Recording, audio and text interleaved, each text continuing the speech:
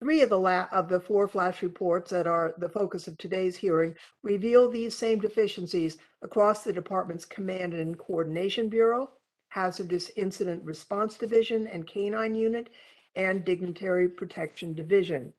In these flash reports, we learn of a general lack of coordination and communication between these units and the department's operational leadership.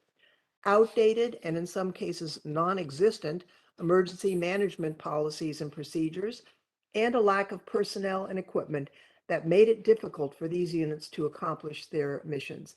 We also learn of the frustration officers within the department feel with a lack of direction from the department's chain of command, a lack of preparedness, and a lack of confidence in the department's command and control system, among other things.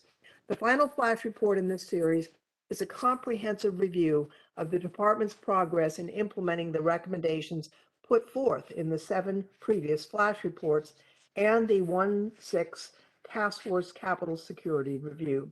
From this flash report, we learn the department has only implemented 29% of the recommendations made by the department inspector general, and only a portion of those made by the 1/6 task force.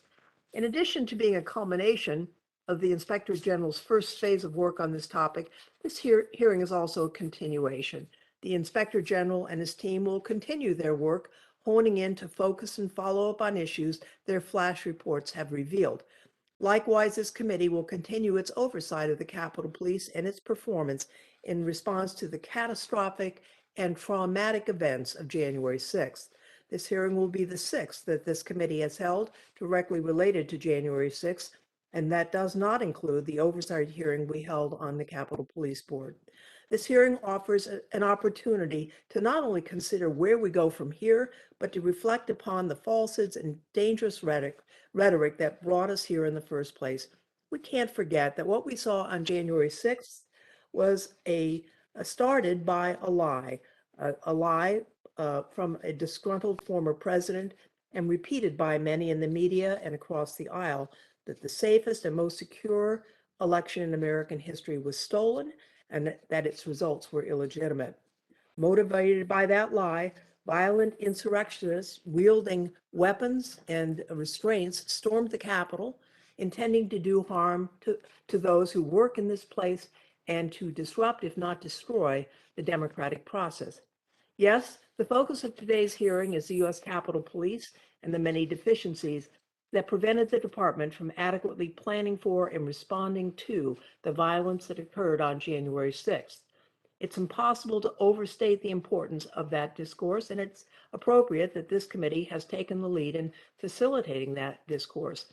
However, a fire cannot start without a spark, and we would be doing a disservice to ourselves and to the American people if we do not here and always acknowledge the spark that lit the fire we witnessed on January 6th.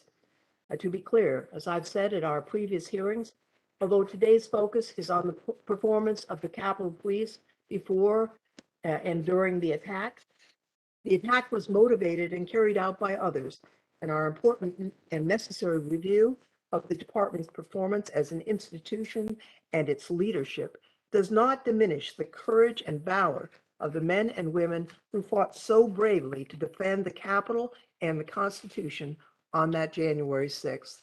More than 140 law enforcement officers were injured that day, many grievously. Some have not been able to return to full duty because of their injuries.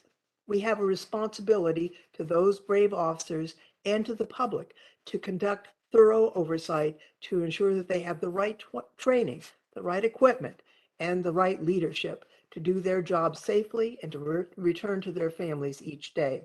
With that, I would now like to recognize our ranking member, Mr. Davis, for any comments he may like to make.